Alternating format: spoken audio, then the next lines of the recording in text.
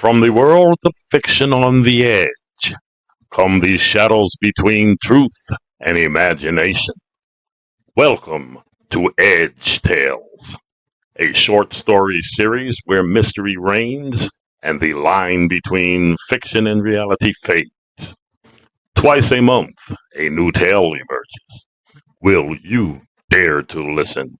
Everything we learn has a price tag. Sometimes we find out just how much. A little too late. Hello, and welcome back to Edge Tales. We've been expecting you. I am NX-Day-02 of the Nexacore Initiative, your designated narrator for tonight. Tonight we bring you another tale from On the Edge, the story of a truck driver, an accident, and the biggest decision he will ever have to make. We call it the pit. So, let the story begin. The rain was unforgivable. Visibility was almost non-existent. But Charles had a deadline to meet, and he had to keep pushing. 25 years, he thought. 25 years, and I have never seen rain this hard. Charles was 19 years old when he saw the advertisement. Be your own boss. Century long-haul trucking needs you, it said. All the perks. But what it didn't say was, lose the girl of your dreams. Never plant roots. The road will be a life. Charles was thinking again. He had nothing better to do. The CB radio got old fast, especially now that Charles had convinced himself the industry had been ruined by immigrants. In his mind, nobody spoke English anymore, nobody belonged. And somehow, everything wrong in his life traced back to them. Over the years, he had developed a deep-seated hate for immigrants. At truck stops while other drivers slept, Charles sat in the blue glow of his phone, scrolling through videos that promised to explain why everything felt broken.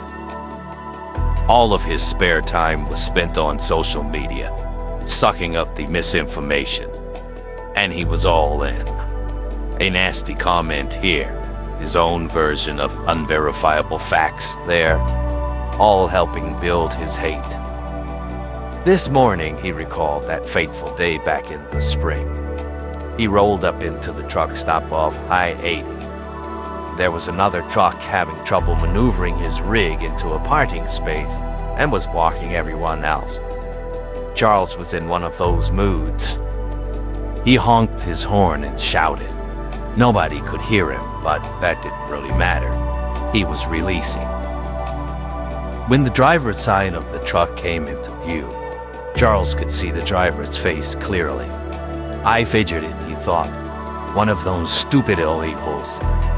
For some reason, Charles decided to get out of the truck. Maybe he just had had enough of them.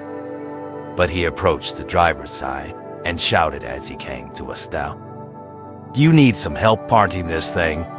You stupid people come out here, can't speak the language, get licenses to drive, and are too dumb to even try to learn.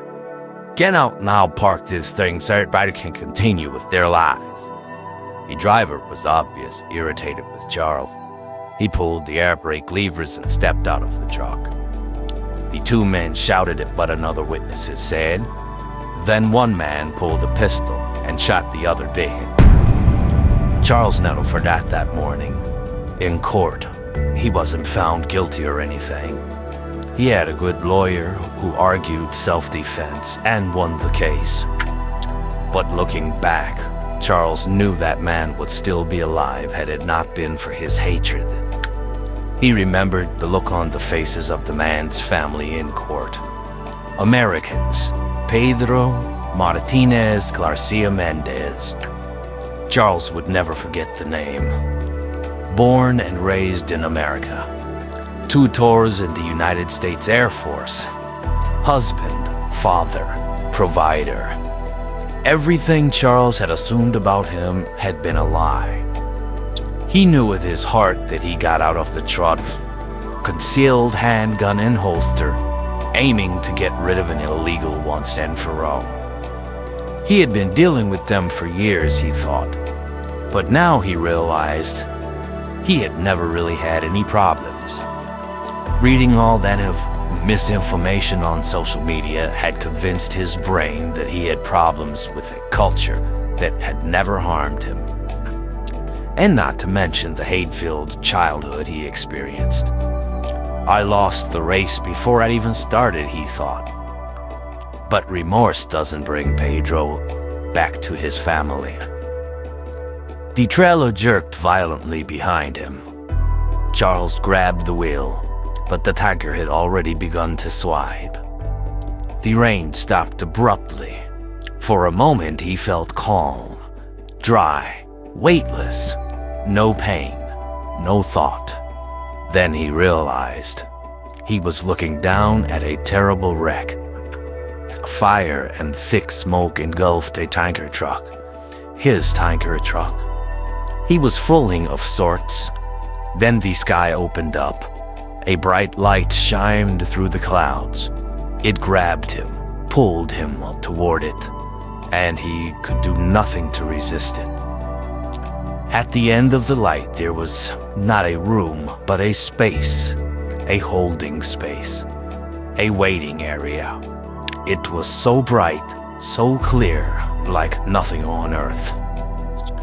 He knew he had passed.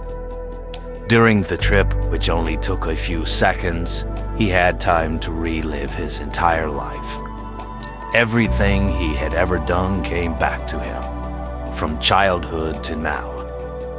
In that space, a voice announced, "It is time." Not a voice that could be heard, but a knowing and understanding. You did not follow your ordained path on earth. You spent your time harming and hating. You cannot enter here. As soon as the voice was finished, an entrance or an exit appeared like clouds separating. Two figures floated toward him. Not human. Something else. Angels maybe, but not really. They each grabbed an arm and lifted him. He was now gliding just like them. When the cloud opening closed, the place they took him lit up a dark, fiery reddish color. Below he could see it, swirling molten lava like liquid. Thousands, if not millions, of people or spirits suffering. Their mouths were open, but no sound came out. They were in unimaginable pain, but could not let it out.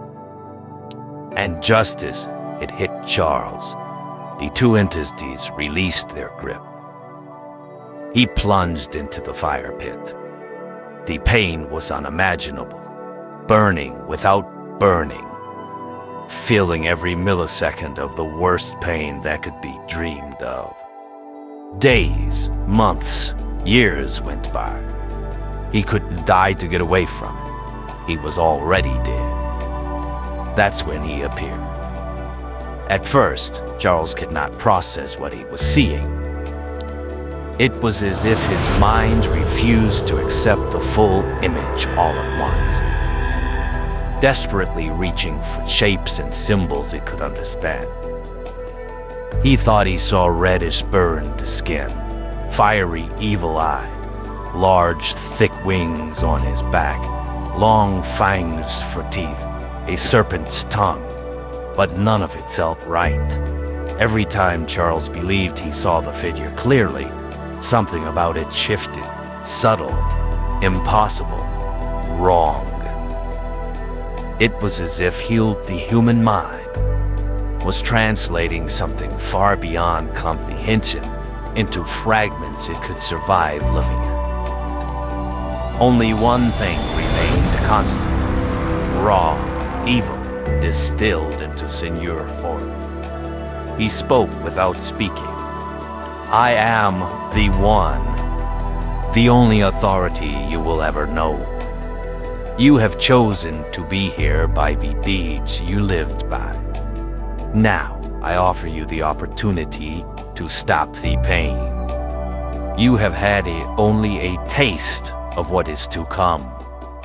You have only been here 10 minutes, hell minutes, and only eternity awaits from here. I will give you but one opportunity to escape. You shall return to earth as one of my angels. You will be without substance, but presence will be yours. You will be able to enter the living and guide their thoughts, but you will not be one of them. You will bring me the souls of the weak, the vulnerable, the gullible, the ones like yourself. A silent wave of mockery swept through the pit as the one faded away. I shall return for your answer. For the first time since he arrived, Charles heard them. The screaming, raw agony. He found the strength to glance around. The faces, unrelenting torture, hopelessness, the presence of something absolute and irreversible. This is what saying no looks like. That's your story for tonight. We hope you enjoyed it. If you are enjoying the short stories here on Edge Tales, consider supporting the channel by liking and subscribing, or drop a comment and let us know how these stories are reaching you. Your feedback is always welcome. We'll be back next week with another tale. So, until then, stay tuned, stay curious, and stay on the edge.